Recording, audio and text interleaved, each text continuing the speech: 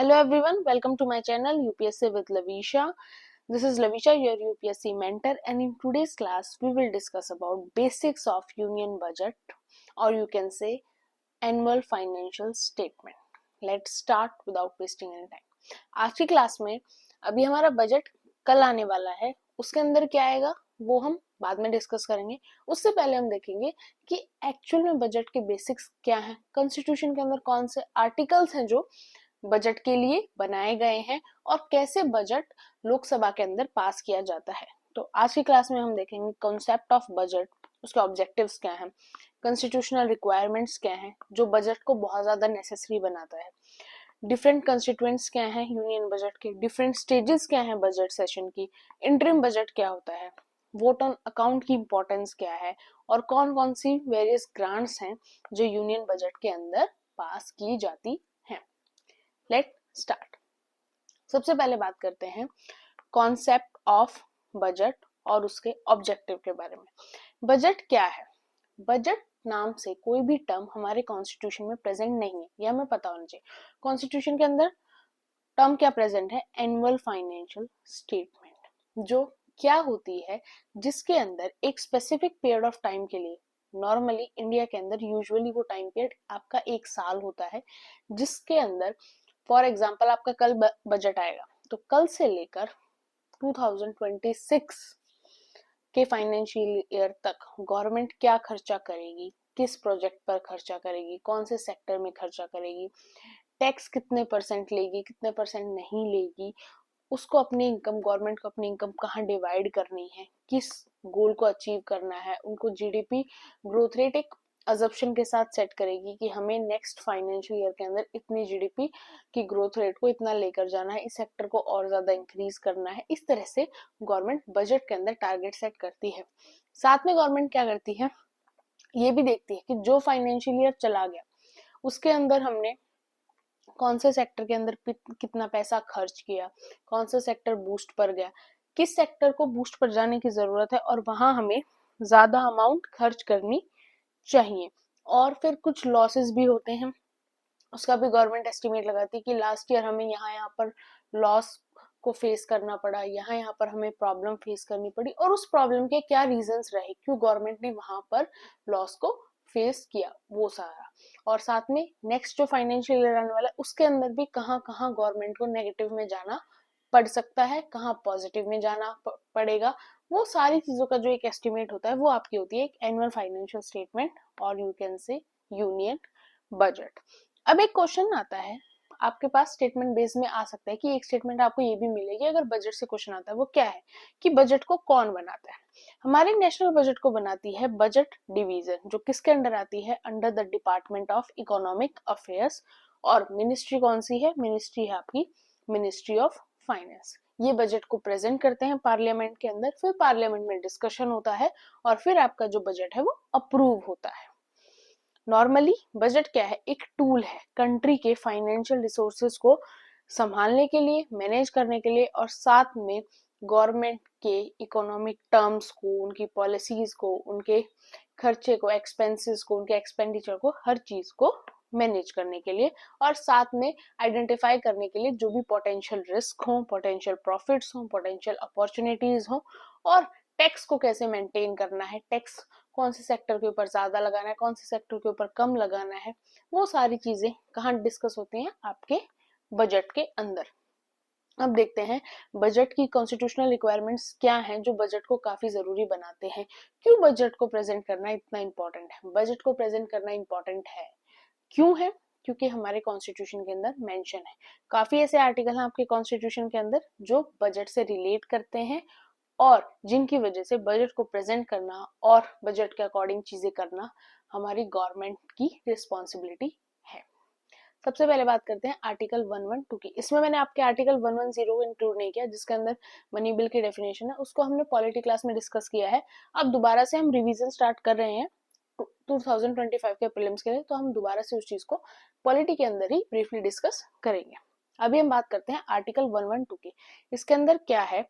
That president, अभी फिलहाल हमारी द्रौपदी मुर्मू जी, प्रेसिडेंट क्या करेगा? हर फाइनेंशियल ईयर के अंदर प्रेसिडेंट के बिना आपका जो बजट है वो प्रेजेंट नहीं हो सकता। ये काम कॉन्स्टिट्यूशन में किसके लिए लिखा हुआ है? प्रेसिडेंट के लिए, that the president shall every financial year cause to lay an annual financial statement before both houses of parliament, Lok Sabha and Rajya Sabha, a statement of the, किसकी statement? Estimated receipt and expenditure of the government of India for that year. तो simple सी बात है, जब कल budget present होगा वहां पर आपके प्रेसिडेंट जो है वहां पर आपको मिलेंगे। प्रेसिडेंट का बजट प्रेजेंट करते टाइम वहां पर होना जरूरी होता है और वही बजट को प्रपोज करते हैं किसके सामने? दोनों हाउसेस के सामने। आर्टिकल 113। अब यहाँ पर कुछ स्टूडेंट्स कहेंगे कि वैसे तो जो बजट के से रिलेटेड स्पीच होगी वो हमारी फाइनेंस मिनिस्टर जो है निर्मला जी वो देंगी। यस, वही देंगी, लेकिन उस बजट को सामने रखने के लिए जो कॉन्स्टिट्यूशन में वो है प्रेसिडेंट। बट ऑब्वियसली चीज है कि फाइनेंस से रिलेटेड जो भी डिटेल्स हैं, जो भी उस चीज की एक्सप्लेनेशन है वो फाइनेंस मिनिस्टर के पास ही होंगी। इसीलिए उस चीज को जो एज अ स्पीच सुनाने का काम है, उस चीज को प्रेजेंट करना है वर्बली, वो सारा काम फाइनेंस मिनिस्टर करती है। Article 113, no demand for a grant shall be made except on the recommendation of the president. कि कोई भी अगर डिमांड है ग्रांट की, किसी भी टाइप का ग्रांट, किसी भी, सपोज वहां पर कोई भी हैदराबाद के एमपी बैठे हैं और उनकी डिमांड है कि हैदराबाद से रिलेटेड उनको कोई ग्रांट चाहिए, जो चाहते हैं कि वो बजट के अंदर अलॉट हो जाए उनको, तो उस चीज के लिए उन्हें पहले उस चीज को प्रेसिडेंट के सामने प्रेजेंट करना पड़ेगा, फिर प्रेसिडेंट की रिकमेंडेशन के साथ ही उस चीज को आगे प्रोसीड किया जा सकता है। Article 114, no amount can be withdraw from the consolidated fund of India without authorisation from the parliament.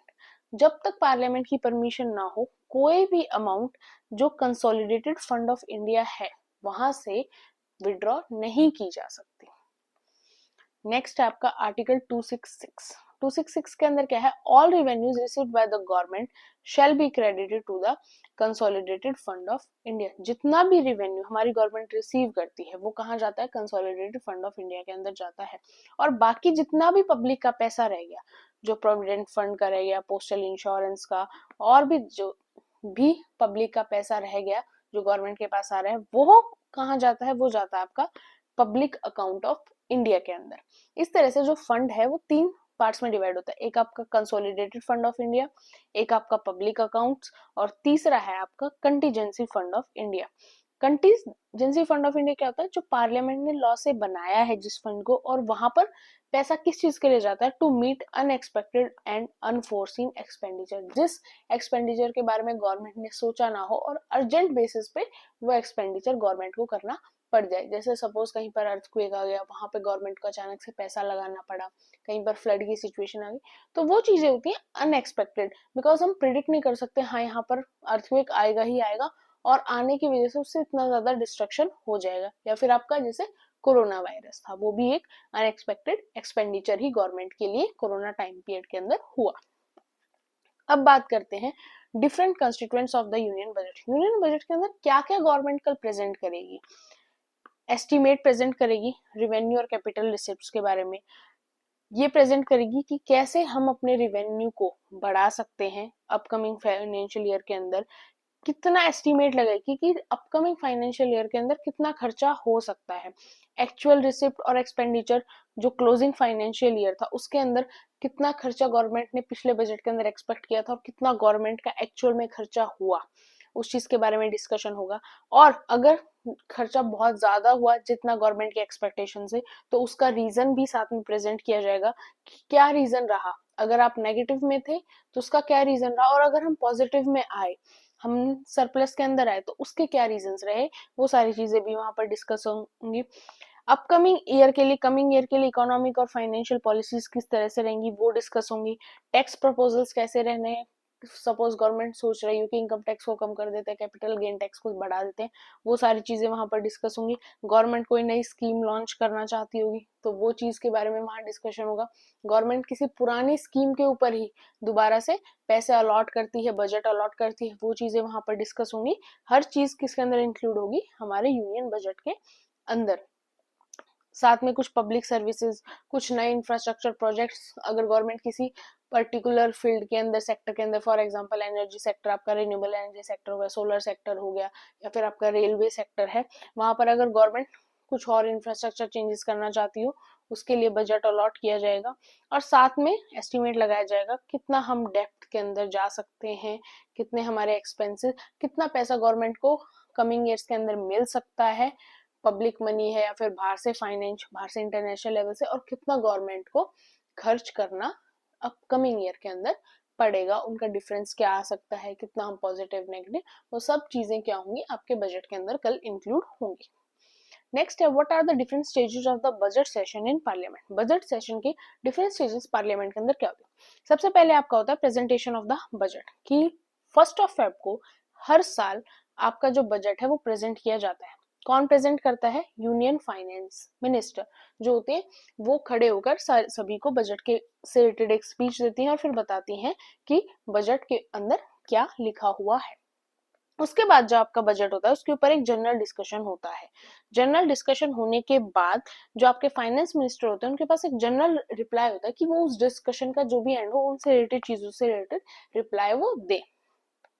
फिर उसके बाद क्या होता है, जो डिपार्टमेंट कम्युनिटीज होती हैं वो उन चीजों को, डिमांड्स ऑफ ग्रांट्स आई, जैसे फॉर एग्जांपल फाइनेंस मिनिस्टर ने बजट सुना दिया, उसके बाद किसी भी स्टेट के एमपी एमएलए हैं वो वहां पर बैठे हैं, वो सोच रहे हैं कि हमें तो ये हमारी स्टेट के अंदर यहाँ पर ज्यादा चीजें चाहिए, इस चीज के लिए हमें ज्यादा पैसा चाहिए, या फिर कोई भी पर्टिकुलर मिनिस्ट्री है, रेलवे मिनिस्टर है, मिनिस्ट्री ऑफ टूरिज्म, कोई भी पर्टिकुलर मिनिस्ट्री सोच रही है कि हमें ज्यादा ग्रांट चाहिए हमारे सेक्टर को डेवलप करने के लिए, वो सारी चीजों की डिमांड्स इकट्ठी होंगी, उनको क्या होगा, फिर स्टैंडिंग कमेटी जो है पार्लियामेंट की डिपार्टमेंट, वो उन सारी चीजों को एनालाइज किया जाएगा और उनसे रिलेटेड भी एक रिपोर्ट बनाई जाएगी कि कौन सी मिनिस्ट्री ने यहाँ पर डिमांड ज्यादा की है ग्रांट्स की, बट उनको उतनी अलॉट नहीं, उन सारी चीजों के ऊपर डिस्कशन होगा और उनके ऊपर एक रिपोर्ट तैयार होगी। उसके बाद क्या होगी, voting on demands for grant. फिर आपके पार्लियामेंट के अंदर वोटिंग स्टार्ट होगी, किससे रिलेटेड, डिमांड फॉर ग्रांट से रिलेटेड। सपोज करो मिनिस्ट्री ऑफ टूरिज्म ने डिमांड की कि हमें इतनी ग्रांट चाहिए और उन्होंने उस चीज के पॉसिबल रीजन दिए कि ये रीजन है इसलिए हमें ग्रांट इतनी चाहिए।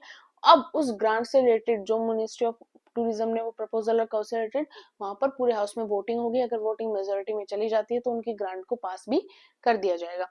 लेकिन हमें एक चीज याद रखनी है, that no voting is allowed on the expenditure charge on the consolidated fund of India. जो आपका कंसोलिडेटेड फंड ऑफ इंडिया होता है ना, उससे रिलेटेड आपकी जो वोटिंग है वो voting on demand for grants के अंदर इंक्लूड नहीं होती और उसके लिए वोटिंग अलाउड नहीं होती।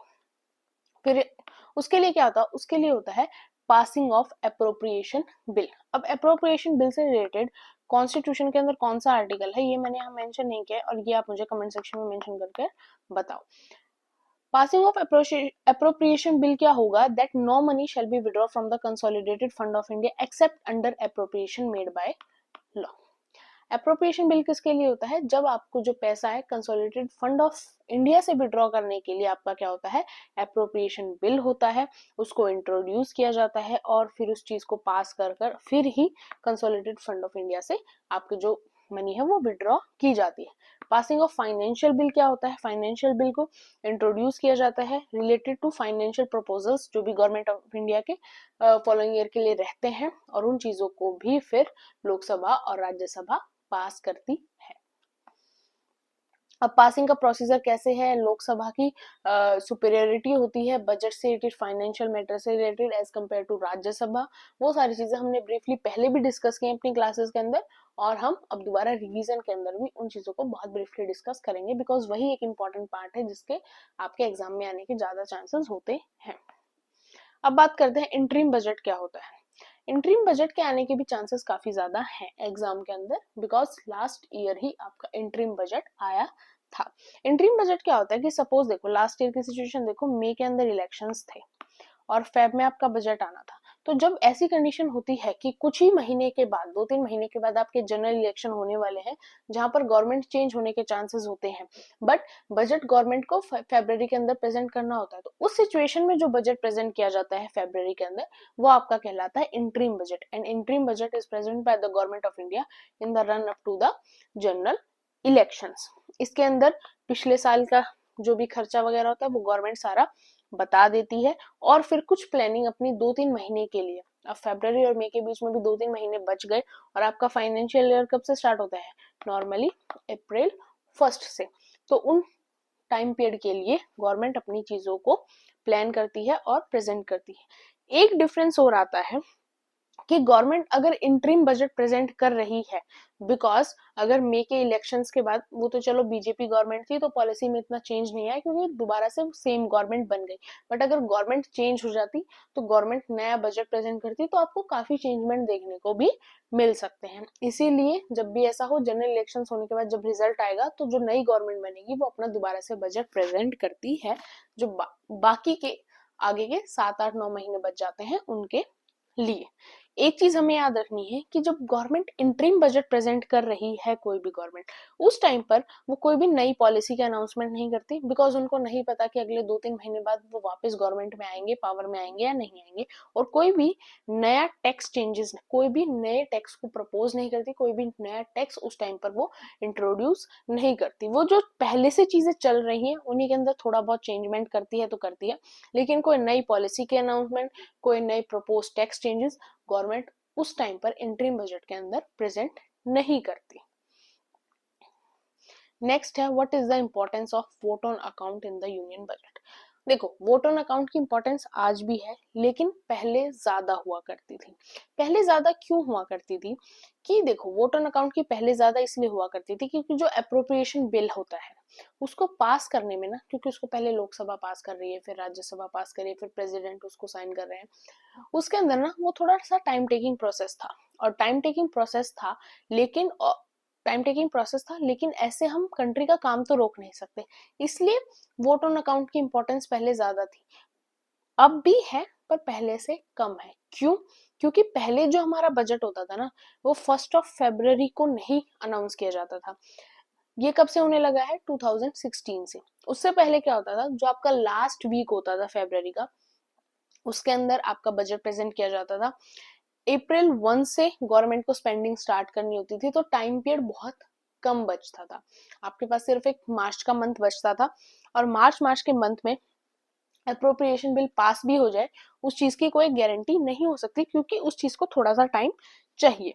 इसलिए पहले वोट ऑन अकाउंट की ज्यादा इंपॉर्टेंस थी। अब तो ऐसा कि 1 फेब को बजट आ जाता है तो गवर्नमेंट के पास पूरा 2 महीने होते हैं, तो 2 महीने में आपके जो बिल्स हैं वो पास हो जाते हैं। गवर्नमेंट इजिली 1 अप्रैल से अपनी स्पेंडिंग को स्टार्ट कर देती है। इसीलिए क्या होता था, आपका वोट ऑन अकाउंट होता था कि जब तक अप्रोप्रिएशन बिल पास नहीं हो रहा, जब तक गवर्नमेंट को परमिशन चाहिए ना पार्लियामेंट से पैसे की स्पेंडिंग को खर्च करने की, तो उसके लिए वोट ऑन अकाउंट की हेल्प ज्यादा ली जाती थी। वोट ऑन अकाउंट क्या है? एक परमिशन है मनी को विड्रॉ करने के लिए। कौन से पीरियड में? यूजुअली उन 2 महीनों के अंदर कंसोलिडेटेड फंड ऑफ इंडिया से पैसे विड्रॉ करने के लिए गवर्नमेंट को जो परमिशन चाहिए थी, उसके लिए गवर्नमेंट वोट ऑन अकाउंट की हेल्प लेती थी। And vote on account only deal with the expenditure in government budget, वो सिर्फ उसी चीज से डील करता है। And the vote on account is still relevant on account of interim budget during the election year. Mainly अभी interim budget के अंदर ही ज्यादा वोट ऑन अकाउंट की जरूरत पड़ती है, क्योंकि उस टाइम पीरियड पे ही गवर्नमेंट को 2-3 महीने रहना होता है। वैसे अब वोट ऑन अकाउंट की जरूरत हमें थोड़ी सी कम पड़ती है। और वोट ऑन अकाउंट के अंदर कुछ नहीं होता, पार्लियामेंट में बस थोड़ी सी मेजोरिटी से ऑफ वोट से वोटिंग की जाएगी, जिससे कि गवर्नमेंट को एक परमिशन मिल जाए कि जब तक अप्रोप्रिएशन बिल पास नहीं हुआ है, जब तक गवर्नमेंट अपनी स्पेंडिंग को 1 अप्रैल से स्टार्ट कर पाए। अब बात करते हैं कुछ ग्रांट्स की जो यूनियन बजट का पार्ट है। पहली आपकी सप्लीमेंट्री ग्रांट। सप्लीमेंट्री ग्रांट क्या होती है कि सप्लीमेंट्री ग्रांट आपको कैसे मिलती है? थ्रू द अप्रोप्रिएशन एक्ट ही मिलती है। वो ग्रांट जो बजट के अंदर इंक्लूड नहीं थी, बट उस ग्रांट को डिमांड किया गया और उस ग्रांट को फिर एडिशनली बाद में दिया गया, जो मे भी अकॉर्डिंग टू फाइनेंस मिनिस्ट्री और अकॉर्डिंग टू गवर्नमेंट उस साल के लिए जरूरी नहीं थी, बट फिर भी उस ग्रांट को मांगा गया और वो ग्रांट बाद में गवर्नमेंट ने, किसने ऑथराइज की? उस अमाउंट को बाद में पार्लियामेंट ने ऑथराइज किया।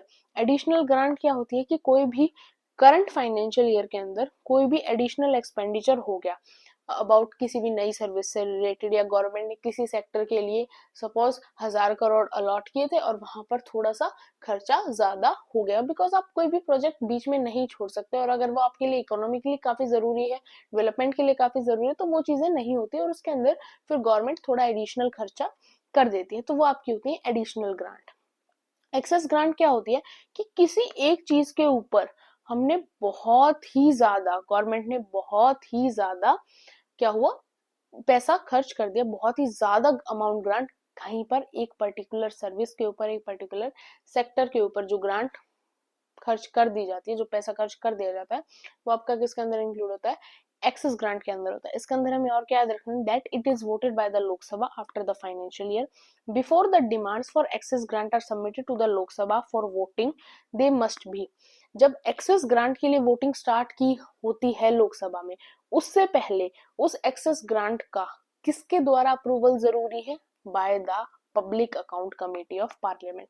पार्लियामेंट कमेटी हमने बहुत अच्छी तरह डिस्कस की हुई है, अगेन कर लेंगे रिविजन्स में, बट अभी कंफ्यूजन हो तो आप पार्लियामेंट कमेटी वाली वीडियो पॉलिटी वाली प्लेलिस्ट में देख सकते हो। तो उसी के अंदर एक बहुत इंपॉर्टेंट कमेटी होती है हमारी public accounts committee.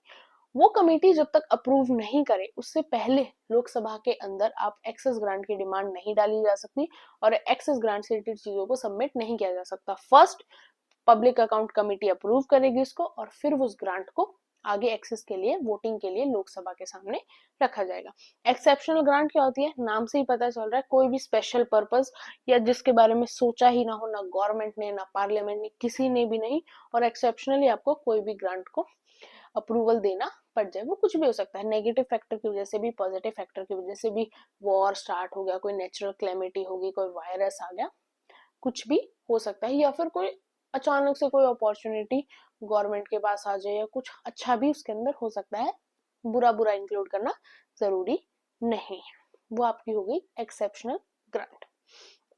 Token grant क्या होती है, जब आपकी जो भी ग्रांट है, it is granted when funds to meet the propose, जो भी प्रपोज एक्सपेंडिचर था उससे रिलेटेड जो फंड्स हैं, कोई भी नई सर्विसेज से रिलेटेड, वो आपको अवेलेबल हो चुकी, तो एक टोकन सम दिया जाता है इज सबमिटेड किसके लिए, लोकसभा की वोट के लिए, और उसके बाद क्या होता है, जो आपके फंड्स होते हैं वो अवेलेबल हो जाते हैं। वोट ऑफ क्रेडिट क्या होता है, वोट ऑफ क्रेडिट होता है for an meeting an unexpected demand upon the resources of India. India के किसी भी रिसोर्सेज से रिलेटेड जब एक अनएक्सपेक्टेड डिमांड हो और उसको ग्रांट किया जाए, उसके लिए क्या होता है, वोट ऑफ क्रेडिट होता है, और ये it's like a blank cheque होता है, is given to the executive by the Lok Sabha. जब लोकसभा जो पार्लियामेंट है वो एक ब्लैंक चेक ही दे देती है उसको, जिसको वो उस अमाउंट को एग्जीक्यूट करना है, उस अमाउंट को यूज करना है, और वो फिर अपने अकॉर्डिंग उस चीज के अंदर पैसा लगाता है। तो ऐसा बहुत अनएक्सपेक्टेड होता है, बहुत कम सिचुएशन में होता है। ऐसा ही नहीं है कि कोई भी वहां पर जाकर कह रहा है कि मुझे इस प्रोजेक्ट को बनाना है, इस रोड को बनाना है, और मुझे एक ब्लैंक चेक उसको मिल जाएगा कि तुम चाहे इस रोड को 10,000 करोड़ में भी बनाओ तो चलेगा, ऐसा नहीं होता। वो बहुत ऐसी कोई इंपॉर्टेंट सिचुएशन जो कंट्री के लिए वो चीज अगर बहुत ज्यादा जरूरी होगी, चाहे डेवलपमेंट के लिए, इकोनॉमी के लिए, कंट्री के लोगों के लिए, जब भी उस चीज को गवर्नमेंट जो है, लोकसभा जो है, ब्लैंक चेक प्रोवाइड करती है। एक क्वेश्चन पूछा जाता है, normally is the word budget mention in the constitution, तो the answer is no. Budget नाम से कोई भी वर्ड कॉन्स्टिट्यूशन के अंदर प्रेजेंट नहीं है। कॉन्स्टिट्यूशन के अंदर क्या वर्ड प्रेजेंट है वो आपको याद रखना है, the annual financial statement which state that the president in respect of every financial year goes to let before both the houses of parliament a statement of estimated receipt and expenditure of the government of India for that year। ये आपको याद रखना है। दूसरा, एक statement ये आने के बहुत चांसेस रहते हैं जब बजट की बात हो रही है, तो उनमें एक स्टेटमेंट आपको ये मिल सकती है। ऐसा नहीं है सिर्फ इससे रिलेटेड पूरा क्वेश्चन बन जाएगा, बिकॉज यूपीएससी में क्या होता है, 4 स्टेटमेंट्स होते हैं, फिर नीचे आपके पास ऑप्शंस होते हैं, तो उन 4 स्टेटमेंट में से एक स्टेटमेंट आपको ये मिल सकती है कि कौन सी बॉडी रिस्पॉन्सिबल है बजट को बनाने के लिए।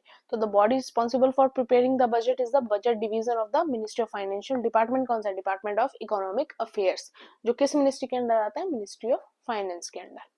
ये आपसे कोई नहीं पूछने वाला यूपीएससी के अंदर कि who is the finance minister currently, तो ये चीजें नहीं पूछी जाती। अभी निर्मला सीतारमन है, उनसे पहले कोई और था, उनसे पहले कोई और था, इन फ्यूचर भी कोई और हो सकता है, वो चीजें यूपीएससी कभी आपसे नहीं पूछता। एक क्वेश्चन है, इंपॉर्टेंट है, यूपीएससी 2011 के अंदर आया था, आपके लिए छोड़ रही हूँ, कमेंट सेक्शन के अंदर प्लीज आपको आता हो नहीं आता हो तो भी पढ़कर इसका आंसर जरूर देना। When the annual union budget is not pass bye the Lok Sabha, ऐसा कब होगा जब एनुअल यूनियन बजट है उसको लोकसभा पास नहीं करेगी। The budget is modified and presented again, the budget is referred to the Rajya Sabha for suggestion, the union finance minister is asked to resign और the prime minister submit the resignation of council of minister. इन चारों में से कौन सी चीज इस statement से link करेगी, ये आपको मुझे कमेंट सेक्शन के अंदर मेंशन करना है। होप आपको वीडियो अच्छी लगी होगी। फिर भी कोई भी डाउट, कोई भी प्रॉब्लम, आपको वीडियो में कोई प्रॉब्लम लगी हो या फिर कुछ भी हो, do mention in the comment section and don't forget to subscribe my channel, like and share my video। और ये PDF मैं अपने टेलीग्राम चैनल के ऊपर शेयर कर दूंगी, link in the description box. Thank you. Hello everyone, welcome to my channel UPSC with Lavisha। This is Lavisha, your UPSC mentor, and in today's class we will discuss about budget 2025। Major जो highlights हैं budget की, जितना हमारे prelims के लिए important है वो सब कुछ हम डिस्कस करेंगे। रही बेसिक्स की बात, बेसिक्स हमने ऑलरेडी प्रीवियस क्लास के अंदर डिस्कस कर लिया था कि बजट के जो इम्पोर्टेंट आर्टिकल्स थे, बजट का कैसे प्रोसीजर होता है, बजट कैसे पार्लियामेंट के अंदर पास होता है। तो आज की क्लास में हम सिर्फ डिस्कस करेंगे highlights of budget 2025। Let's start. आज मैं मेरे हैंड रिटन नोट्स यूज कर रही हूँ जो मैंने बनाए थे और उन्हीं से हम आज की क्लास को कवर करेंगे। बजट की स्टार्टिंग कैसे हुई? बजट की स्टार्टिंग हुई फाइनेंस मिनिस्टर के इस लाइन से। लाइन क्या थी? A country is not just it's soil, a country is it's people. एक देश, एक कंट्री सिर्फ उसकी मिट्टी से नहीं, उसके लोगों से भी होता है। अब इस लाइन से पहले ही जब उन्होंने ये लाइन सुनाई, उससे लग रहा था कि यस, इस बार मिडिल क्लास के ऊपर ध्यान दिया जाएगा, और ऐसा हुआ भी। अब ये लाइन यूपीएससी प्रीलिम्स में नहीं पूछी जा सकती, लेकिन ये कोट आपके एससी के अंदर आ सकता है या फिर कहीं भी मेंस के अंदर आप इसको यूज कर सकते हो। और ये लाइन किसकी है? ये लाइन है बहुत फेमस तेलुगु पोएट और प्ले राइट की, श्री गुरुराजप्पा राव जी की। बजट का थीम क्या रहा? सबका विकास। एस्पिरेशंस क्या रहे इस बार के बजट के? ये चीजें आप सिर्फ मेंस के अंदर यूज कर सकते हो, इनमें से प्रीलिम्स के अंदर आने के किसी चीज के चांसेस नहीं है। Zero poverty, 100% quality school education, access to quality and affordable health care, 100% skilled labor with employment, 70% women in economic activities, farmers making our country the food basket of the world। ये कुछ aspirations रहे जो हमारी government चाहती है कि वो हमारी कंट्री के अंदर फुलफिल हो, जिनसे हमारी कंट्री वर्ल्ड में नंबर 1 बन सके। फोकस एरिया के लिए फाइनेंस मिनिस्टर ने 4 वर्ड्स का यूज किया। पहला था पुअर, गरीब, यूथ के बारे में बात की, फार्मर्स, अन्नदाता के बारे में बात की, और वुमेन, नारी के बारे में बात उन्होंने की। अब बात करते हैं रुपी कम्स फ्रॉम। सरकार के पास फिलहाल के करंट टाइम में पैसा कहाँ से आता है, कहाँ से सबसे ज्यादा आता है, कहाँ से सबसे कम आता है। सबसे ज्यादा जो हमारी गवर्नमेंट के पास पैसा आता है वो आता है बोरोइंग्स एंड अदर लाइबिलिटीज से। कितना? टोटल 24%। सेकेंड नंबर पे अब बात करें तो गवर्नमेंट के पास आता है पैसा इनकम टैक्स से 22%, फिर जीएसटी से 18%, फिर कॉर्पोरेट टैक्स से 17%, फिर नॉन टैक्स रिसीप्ट से 9%, फिर आपका यूनियन एक्साइज ड्यूटी से, कस्टम से, और नॉन डेप्ट कैपिटल रिसिप्ट से। इस तरह से आपकी गवर्नमेंट के पास अलग अलग जगह से पैसा आता है। और वही गवर्नमेंट का पैसा जाता कहाँ है? सबसे ज्यादा गवर्नमेंट का पैसा जाता है स्टेट शेयर ऑफ टैक्स। जो सेंट्रल गवर्नमेंट के अंदर स्टेट का शेयर होता है टैक्सेस का, वहां पर गवर्नमेंट का सबसे ज्यादा पैसा जाता है 22%। फिर इंटरेस्ट की पेमेंट में 20% जाता है। फिर सेंट्रल सेक्टर स्कीम्स, जिनके अंदर अगर आप सब्सिडी और डिफेंस को एक्सक्लूड कर दो तो वो वहां पर 16% आपका पैसा जाता है। और other expenditure, defence, finance commission और सेंट्रल स्पॉन्सर्ड स्कीम, याद रखना सेंटर सेक्टर स्कीम अलग होती है, सेंट्रली स्पॉन्सर्ड स्कीम अलग होती है। इन सभी जगहों पर 8% गवर्नमेंट का पैसा जाता है।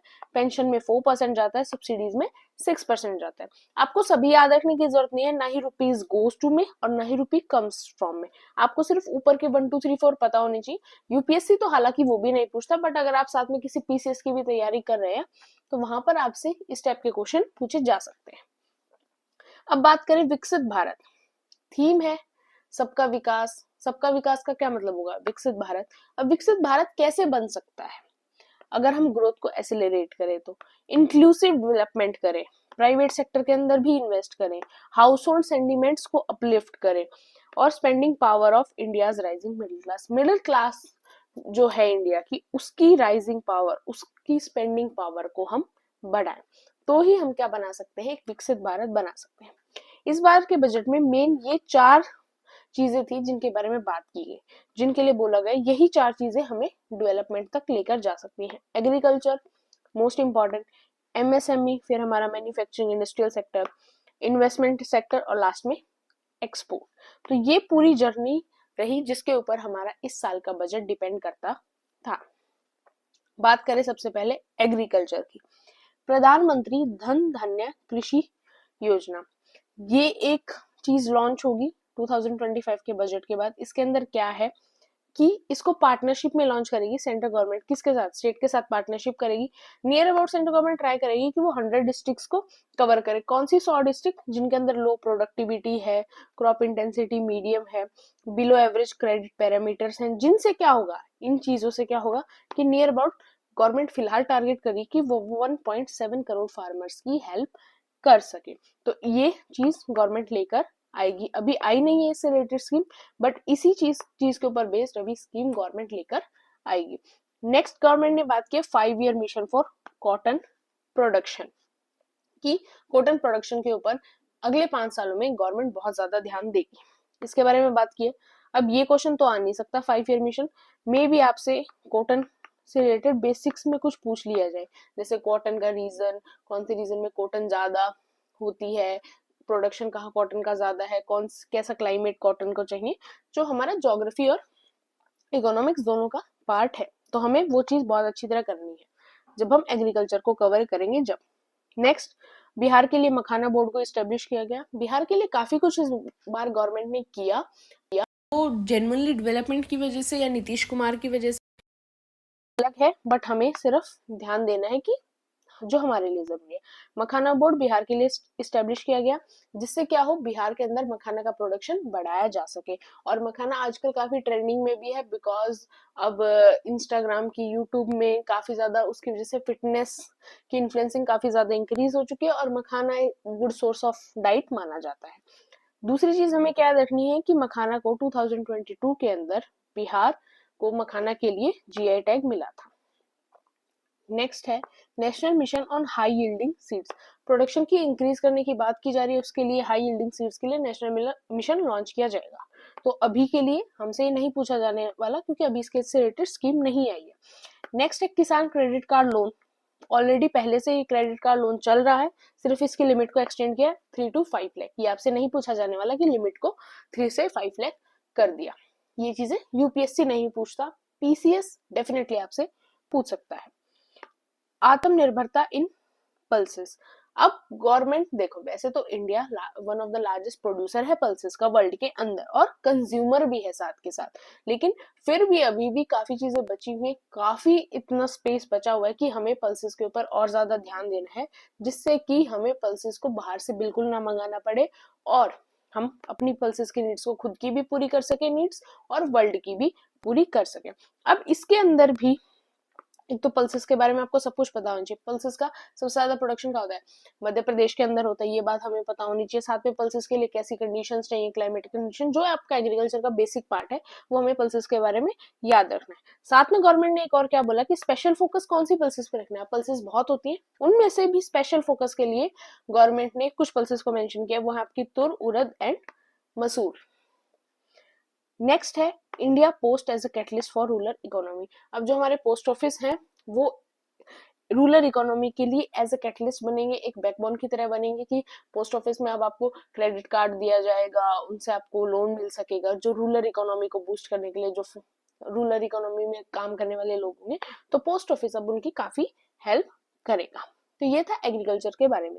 मेन क्या है कि हमें पल्सेस के बारे में पता होना चाहिए, कॉटन के बारे में पता होना चाहिए, तो मेन इनके बारे में हमें थोड़ा बेसिक आइडिया होना चाहिए, उससे ज्यादा यहाँ से आपसे कुछ नहीं पूछा जाने वाला प्रीलिम्स के अंदर। एमएसएमई सेकंड सेक्टर की बात करें, सेकंड जर्नी की बात करें, एक तो एमएसएमई की क्लासिफिकेशन को चेंज कर दिया गया। पहले माइक्रो एंटरप्राइजेस किसको कहा जाता था, जहां पर इन्वेस्टमेंट नियर अबाउट 1 करोड़ हो, और जिसका का टर्नओवर कितना हो, नियर अबाउट 5 करोड़। उसको रिवाइज कर अब क्या कर दिया कि 1 करोड़ की जगह जहां पर इन्वेस्टमेंट 2.5 करोड़ की हो और टर्नओवर फिर 5 से जगह पर 10 करोड़ का हो, उसको अब हम माइक्रो इंटरप्राइजेस कंसिडर करेंगे।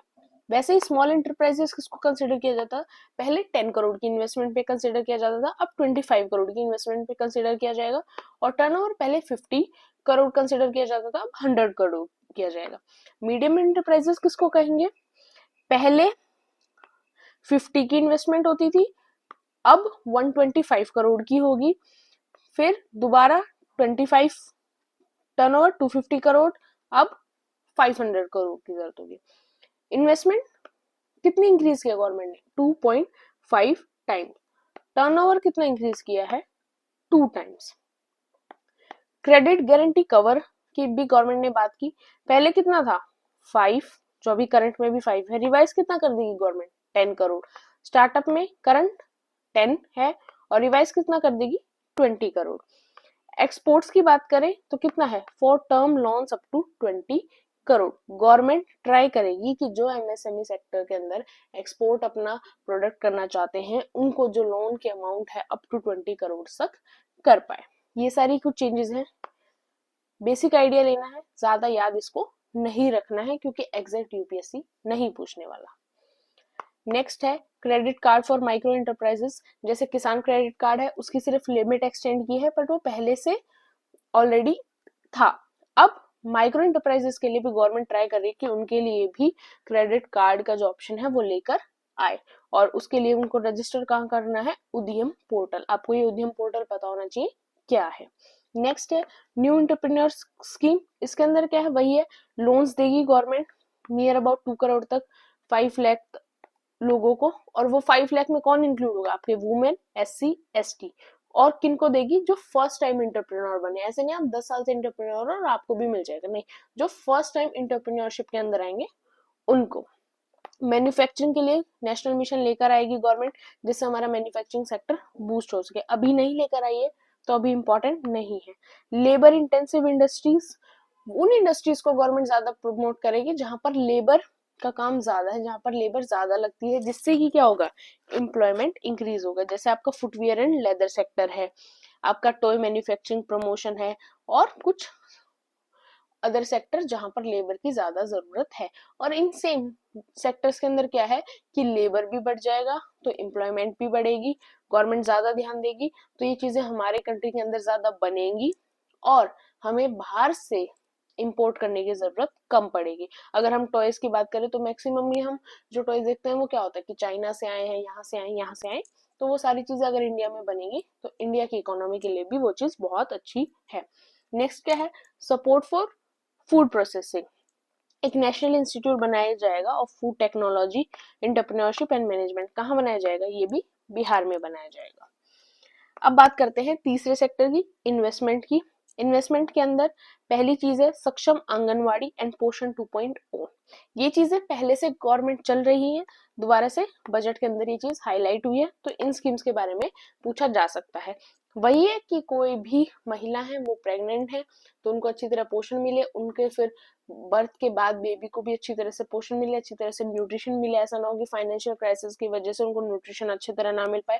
स्कूल्स में जो स्कूल्स होते हैं, जो आंगनबाड़ीज होती हैं जिनके अंदर छोटे छोटे बच्चे होते हैं, उनको भी अच्छा खाना मिले, वहां पर अच्छा न्यूट्रिशन मिले, जिनसे उनकी भी हेल्थ के ऊपर कोई भी प्रॉब्लम ना आए। सरकार आईआईटीज की कैपेसिटी एक्सपेंड करना चाहती है। अब बात ये है, गवर्नमेंट ने सिर्फ बात की कि वो आईआईटीज की कैपेसिटी को इंक्रीज करेंगे। अब आईआईटीज बढ़ने से एम्प्लॉयमेंट भी बढ़ेगी, सभी बच्चों को अच्छी अच्छी कहीं पैकेज भी मिलेंगे, उस चीज की कोई गारंटी नहीं है। डे केयर, कैंसर सेंटर्स बनाए जाएंगे इन ऑल डिस्ट्रिक्ट्स हॉस्पिटल्स के अंदर। सेम नेक्स्ट है भारतीय भाषा पुस्तक स्कीम। अब गवर्नमेंट ट्राई कर रही है कि जितनी भी बुक्स हैं वो सभी, जितनी इंडियन लैंग्वेजेस हैं, जो हमारी शेड्यूल लैंग्वेजेस हैं 22, उन सभी के अंदर, उन सभी लैंग्वेज में बुक्स आपको डिजिटली भी प्रोवाइड की जा सके। अभी तक नहीं है, आपको सभी लैंग्वेजेस के अंदर डिजिटली बुक्स नहीं मिलती। अब गवर्नमेंट ट्राई कर रही है कि वो रीजनल लैंग्वेजेस को, जो इंडिया की शेड्यूल लैंग्वेजेस हैं, उनको प्रमोट कर सके, उनसे रिलेटेड बुक्स आपको बहुत इजीली मिल सके। नेक्स्ट है 5 national centres of excellence for skilling with global partnership.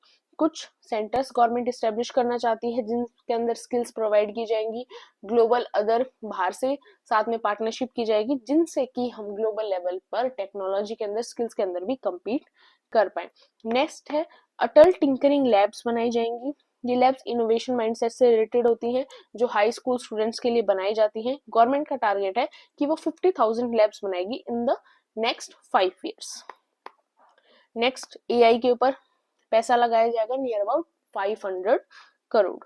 Broadband connectivity जो है वो रूरल गवर्नमेंट स्कूल्स के अंदर बनाई जाएगी अंडर भारत नेट। आप नॉर्मली किसी भी रूरल एरिया के अंदर जाकर गवर्नमेंट स्कूल्स को देखोगे तो वहां आपको क्या देखने को मिलेगा कि कंप्यूटर्स होते हैं, गवर्नमेंट की साइड से कंप्यूटर वहां पर स्टेब्लिश होंगे, बट उन कंप्यूटर्स के अंदर आपको इंटरनेट नहीं मिलेगा, और बिना इंटरनेट के आज के टाइम पे कंप्यूटर का इतना कोई भी मेजर यूज नहीं होता। तो उसके लिए भी गवर्नमेंट ट्राई करेगी। Expansion of medical education, government medical education को भी एक्सपेंड करने की बात कर रही है। मेडिकल सेफ्टी का पता नहीं, बट मेडिकल एजुकेशन जरूर एक्सपेंड गवर्नमेंट करेगी। नेक्स्ट है पीएम स्वनिधि स्कीम। ये स्कीम काफी इंपॉर्टेंट है, एग्जाम में पूछी जा सकती है। पुरानी स्कीम है, दोबारा से गवर्नमेंट ने इसके अंदर क्रेडिट कार्ड्स वगैरह, लोन्स वगैरह के अमाउंट को इनहेंस किया, इंक्रीज किया है, इसलिए दोबारा से बजट के अंदर ये स्कीम हाईलाइट हुई। नेक्स्ट है आपका गिग वर्कर्स। गिग वर्कर्स कौन से होते हैं? सिंपल सी लैंग्वेज में बात करें, जो आप अगर आप जोमेटो, स्विगी यूज करते होंगे, जेप्टो यूज करते होंगे, ब्लिंकिट यूज करते होंगे, उनके जो वर्कर्स होते हैं जो आपको डिलीवरी करके जाते हैं, बेसिकली वो गिग वर्कर्स होते हैं।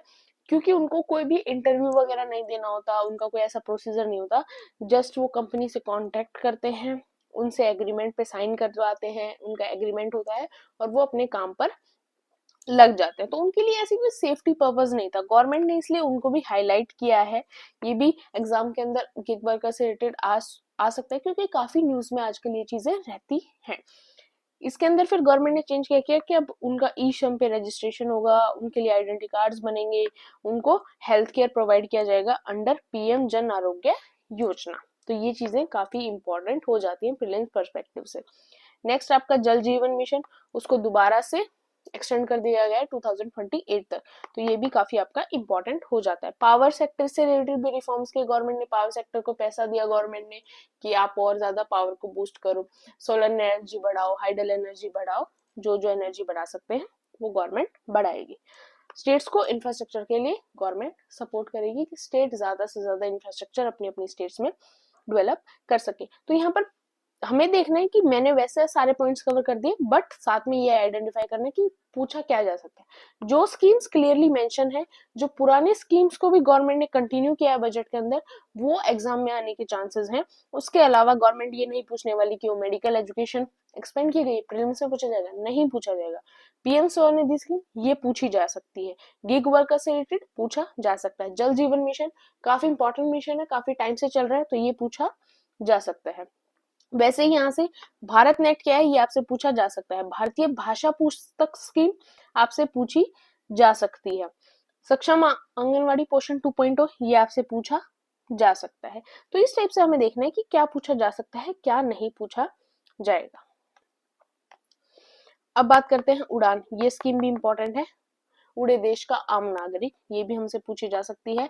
तो वही है कि गवर्नमेंट ट्राई कर रही है कि नेक्स्ट 10 इयर्स के अंदर इसी स्कीम के अंडर और ज्यादा रीजनल कनेक्टिविटी को बढ़ाया जा सके। नेक्स्ट है स्वामी फंड 2।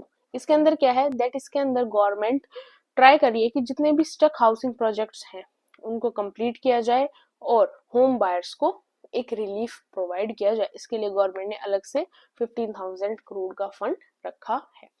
नेक्स्ट है बिहार से रिलेटेड फिर बात की गई फ्यूचर नीड्स ऑफ बिहार के बारे में, जिसके अंदर बात की गई कि बिहार में ग्रीन फील्ड एयरपोर्ट्स बनाए जाएंगे, फाइनेंशियल सपोर्ट दिया जाएगा वेस्टर्न कोसी कनाल को, ईआरएम प्रोजेक्ट्स को। तो ये सब कुछ बिहार के बारे में। अब यूपी बिहार का नहीं है ना, सॉरी यूपीएससी बिहार का नहीं है ना, तो वहां पर बिहार से रिलेटेड ज्यादा डीप क्वेश्चन, पर्सनल क्वेश्चन नहीं पूछे जाएंगे, तो आप इस चीज को भी स्किप कर सकते हो। और गवर्नमेंट ने बात की वो टूरिज्म को सपोर्ट करेगी, उसके लिए डेस्टिनेशंस बनाएगी, डेस्टिनेशंस के अंदर इंफ्रास्ट्रक्चर बढ़ाएगी। जैसे अभी महाकुंभ चल रहा है तो वहां पर काफी ज्यादा इंफ्रास्ट्रक्चर डेवलप किया गया, ऐसा गवर्नमेंट काफी जगह पर करेगी। तो वो चीज हमारे लिए इंपॉर्टेंट नहीं, क्योंकि यूपीएससी और वो चीज तो पीसीएस भी नहीं पूछेगा, तो वो चीज हमसे नहीं पूछी जाएगी। वैसे मैंने आपको बता दिया कि यस, गवर्नमेंट ने टूरिज्म को भी काफी सपोर्ट किया है। रिसर्च में बात करें तो ये दो चीजें हैं, दोनों ही इंपॉर्टेंट ज्यादा है। ज्ञान भारतम मिशन, इसके अंदर क्या है कि गवर्नमेंट मैन्यूस्क्रिप्ट्स कंजर्वेशन की बात कर रही है कि वो मोर देन 1 करोड़ मैन्यूस्क्रिप्ट्स को कंजर्व करने की बात कर रही है। न्यूज चीज हिस्ट्री से भी रिलेटेड है, रिसर्च से भी रिलेटेड है, और हिस्ट्री से रिलेटेड बहुत कम चीजें होती हैं करंट अफेयर्स के अंदर, तो ये चीज आपको पता होनी चाहिए, काफी इंपॉर्टेंट है।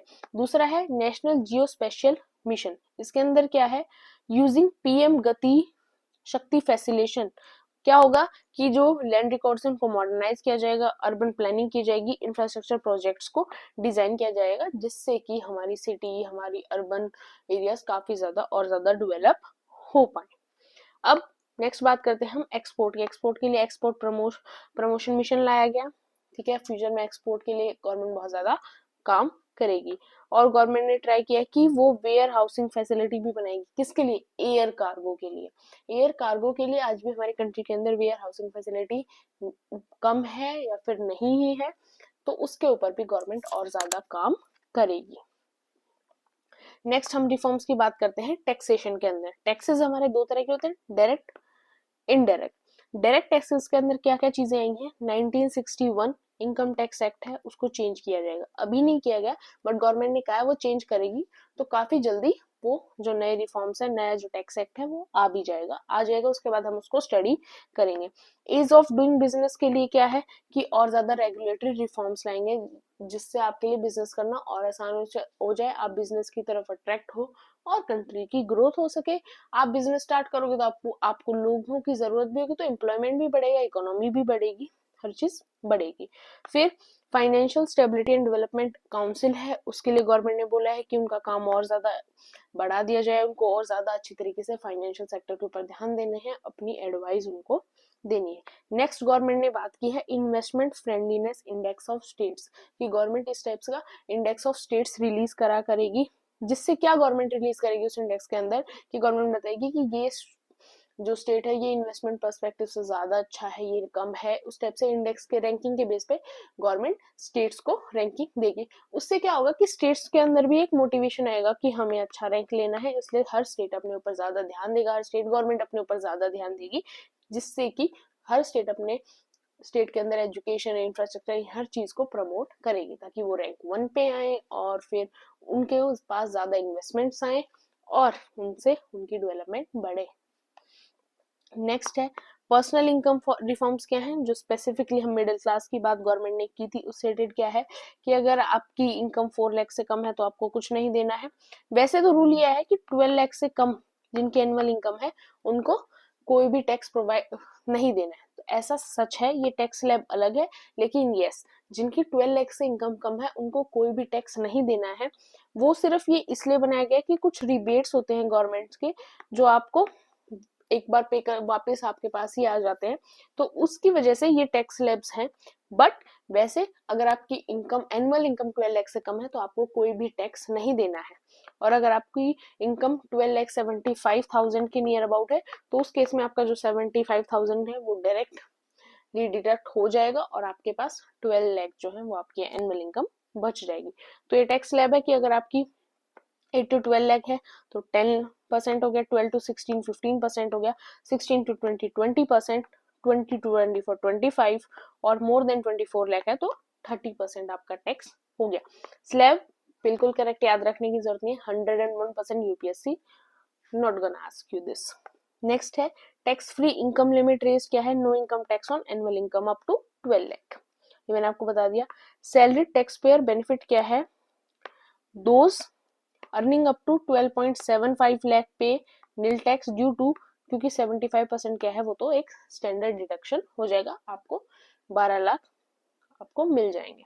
रिवर्स इम्पैक्ट, रिवेन्यू इम्पैक्ट क्या है कि गवर्नमेंट ने अब 12 लाख से कम इनकम वाले लोगों के लिए अगर टैक्स फ्री चीजें कर दी हैं, पहले तो उनसे टैक्स आ रहा था, अब चीजें टैक्स फ्री कर दी है, तो उससे गवर्नमेंट को कितना नुकसान हुआ, वो कितना है, ₹1 लाख करोड़ का लॉस गवर्नमेंट इस टैक्स रिडक्शन की वजह से झेलेगी या उनको फेस करना पड़ेगा। इनडायरेक्ट टैक्स प्रपोजल्स क्या हैं, वही है, कुछ कस्टम्स के अंदर टैरिफ स्ट्रक्चर को चेंज किया गया है जिससे क्या हो कि एक्सपोर्ट बढ़ सके और टैक्स की वजह से हमारी कंट्री की इकोनॉमी पे थोड़ा फर्क कम आए और हम अपने जो प्रोडक्ट हैं उनको एक्सपोर्ट करने के लिए और ज्यादा मोटिवेट हो सके। इसलिए उन्होंने 7 टैरिफ रेट्स को हटाया है और साथ में ये भी बोला है कि that apply not more than 1 cess और सरचार्ज, क्या तो आपको सेस ही चार्ज होगा आपसे या फिर आपसे सरचार्ज चार्ज होगा। अगर आपको कोई भी टर्म का मतलब नहीं समझ में आ रहा है तो सारी चीजें मैंने मेरी इकोनॉमिक की क्लास में डिस्कस की हुई है ब्रीफली, सभी टर्म्स को, सेस को भी, सरचार्ज को भी और इनकम टैक्स को भी बहुत अच्छी तरह से डिस्क्राइब किया हुआ है, तो आप प्ले लिस्ट में जाकर वहां से देख सकते हो। कुछ सेक्टर स्पेसिफिक प्रपोजल्स भी गवर्नमेंट लेकर आई है जिसमें सबसे इंपॉर्टेंट क्या है आपका मेक इन इंडिया को हमें ध्यान में रखना है, क्योंकि मेक इन इंडिया के 10 इयर्स भी कंप्लीट हो चुके हैं।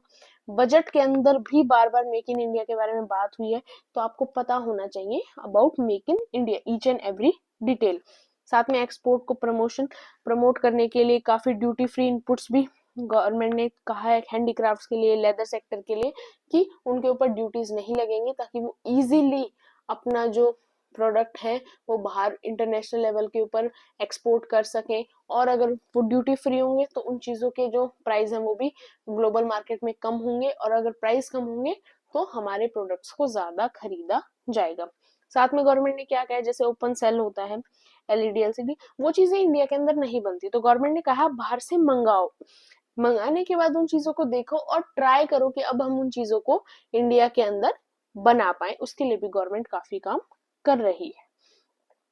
और गवर्नमेंट ने क्या किया है, काफी जो लाइफ सेविंग मेडिसिन हैं, जो काफी इंपॉर्टेंट डिजीज से रिलेटेड मेडिसिन हैं, उनके ऊपर भी गवर्नमेंट ने जो चार्ज है उनको कम किया है ताकि जो लाइफ सेविंग मेडिसिन हैं वो एक मिडिल क्लास इंसान को भी अच्छी तरीके से मिल सके और एक सिर्फ कुछ सर्टेन अमाउंट ऑफ मनी की वजह से किसी की जान बच जाए। अब बात करते हैं रिसिप्ट्स की। रिसिप्ट हमने अपनी क्लास के अंदर बहुत अच्छी तरह डिस्क्राइब किया हुआ है, बस हमें क्या देखना है, रेवेन्यू रिसिप्ट इस साल का क्या है अपकमिंग ईयर के लिए 34.2 लाख करोड़, कैपिटल रिसिप्ट क्या है 16.4 लाख करोड़। तो ये दोनों है। अगर नहीं पता रिसिप्ट क्या है, रेवेन्यू, तो एक बार क्लास में जाकर देख लो, वहां पे मैंने आपको बहुत ब्रीफली बताया हुआ है कि क्या रेवेन्यू रिसिप्ट है, क्या कैपिटल रिसिप्ट है। मेनली ये वही होता है कि यस गवर्नमेंट के पास कहाँ से जो पैसा है, गवर्नमेंट के पास कितना पैसा आ रहा है। एक्सपेंडिचर की बात करें तो रेवेन्यू एक्सपेंडिचर है इस साल का 39.4 लाख करोड़ और इफेक्टिव कैपिटल एक्सपेंडिचर है 15.5 लाख करोड़। अब हम जो नॉर्मली इकोनॉमिक्स की बुक्स में स्टडी करते हैं, मिस करते हैं, वो आपका होता है कैपिटल एक्सपेंडिचर, बट हमें यहाँ ध्यान देना, यहाँ लिखो इफेक्टिव कैपिटल एक्सपेंडिचर। तो इफेक्टिव कैपिटल एक्सपेंडिचर में और कैपिटल एक्सपेंडिचर में क्या डिफरेंस होता है, दैट इफेक्टिव कैपिटल एक्सपेंडिचर क्या होगा, that sum of capital expenditure, जिसके अंदर आपका कैपिटल एक्सपेंडिचर तो इंक्लूड होगा बट उसके साथ आपको एक चीज को और प्लस करना है, वो क्या है, grants for creation of capital assets to states. वो ग्रांट जो स्टेट्स के अंदर कैपिटल असेस्ट क्रिएट करने के लिए लगाई हुई, उस ग्रांट को भी जब हम कैपिटल एक्सपेंडिचर के अंदर ऐड करेंगे तो हमारा आता है इफेक्टिव कैपिटल एक्सपेंडिचर। तो ये चीज आपको ध्यान में रखनी है। अब डेफिसिट ट्रेंड्स की बात करें, सब कुछ हमने अपनी क्लास में डिस्कस किया हुआ है, हमें सिर्फ अभी अपकमिंग ईयर के जीडीपी के हिसाब से हमें देखना है कि जो अजप्शंस हैं गवर्नमेंट की, फिस्कल डेफिसिट के लिए क्या है, कितना होगा 4.4% ऑफ जीडीपी, रेवेन्यू डेफिसिट के लिए 1.5% of GDP, effective revenue deficit के लिए 0.3% ऑफ जीडीपी और प्राइमरी डेफिसिट के लिए कितनी है 0.8% ऑफ जीडीपी। तो ये है। ट्रेंड्स की बात करें अगर टैक्स रिसिप्ट के अंदर, ग्रोस टैक्स रिसिप्ट क्या बोलती है 12%, डायरेक्ट क्या है 7.1 और इनडायरेक्ट से कितना है 4.9। अब एक चीज और है जो हाईलाइट हुई, वो क्या है, the railway operation ratio, OR. Operation ratio क्या होता है, रेलवे ऑपरेशन रेशो क्या होता है, रेलवे ऑपरेशन रेशो को हम कैसे मेजर करते हैं कि रेलवे से हमें ₹100 कमाने के लिए हमें कितना खर्चा करना पड़ रहा है। तो फिलहाल गवर्नमेंट 98.43 खर्चती है जब उसको ₹100 रिसीव होते हैं फ्रॉम रेलवे। तो एक साइड तो हम कह सकते हैं कि हमारा जो रेलवे वो प्रॉफिट में चल रहा है, बट फिर भी मार्जिन देखो बहुत कम है। बहुत ही कम मार्जिन है, तो हमें इस चीज को और ज्यादा एक्सटेंड करना है, हमें रेलवे को और ज्यादा प्रॉफिट में लेकर जाना है। और उससे ज्यादा गवर्नमेंट ने स्पेशली कुछ ज्यादा बजट के अंदर रेलवे के अंदर नहीं बोला, जितना पिछले साल बजट अलॉट हुआ था रेलवे को वो सेम इस साल हुआ है। अगर एक्सपेंडिचर की बात करें कौन से सेक्टर के अंदर गवर्नमेंट सबसे ज्यादा पैसा लगाती है, कौन रैंकिंग की वाइज, तो सबसे ज्यादा पैसा गवर्नमेंट का जाता है डिफेंस में, फिर रूरल डेवलपमेंट में, फिर होम अफेयर्स में, फिर एग्रीकल्चर में, फिर एजुकेशन में, हेल्थ में, और फिर बाकी चीजों के अंदर। तो आपको ये भी ज्यादा सीक्वेंस याद रखने की जरूरत नहीं, ऊपर के 2-3 टर्म्स को आप याद रख लोगे तो वो चीज अच्छी है, कभी मेंस में लिखना पड़ जाए या फिर गलती से कहीं पर आपके पीसीएस वगैरह में आपसे पूछा जा सकता है। तो this is all about budget. इससे ज्यादा बजट के अंदर कुछ इंपॉर्टेंट नहीं था, कुछ इंपॉर्टेंट स्कीम्स थी जो आ सकती है अपकमिंग एग्जाम के अंदर हमारे, उससे ज्यादा आपको बजट के बारे में कुछ नहीं ध्यान में रखना। कुछ बेसिक्स है बजट का, वो आपको पता होना चाहिए, इंपॉर्टेंट आर्टिकल्स हैं बजट के वो आपको पता होने चाहिए। वो मैं सब कुछ अपने प्रीवियस क्लास के अंदर मैंने कराया है, वहां से भी आप कवर कर सकते हो। ये कुछ इमेजेस हैं जो मैंने पीआईबी के साइट से कलेक्ट की थी, आप इनको भी पोस्ट करके ऑब्जर्व कर सकते हो और यहाँ से भी चीजों को देख सकते हो। होप आपको लेक्चर अच्छा लगा। फिर भी कोई भी डाउट हो, कोई भी प्रॉब्लम हो, do mention in the comment section. ये पीडीएफ आपको मेरे टेलीग्राम चैनल के ऊपर मिल जाएगी, उसका लिंक आपको डिस्क्रिप्शन बॉक्स के अंदर भी मिल जाएगा, मैं कमेंट सेक्शन में भी लिंक को पिन कर दूंगी। Don't forget to subscribe my channel, like and share my video.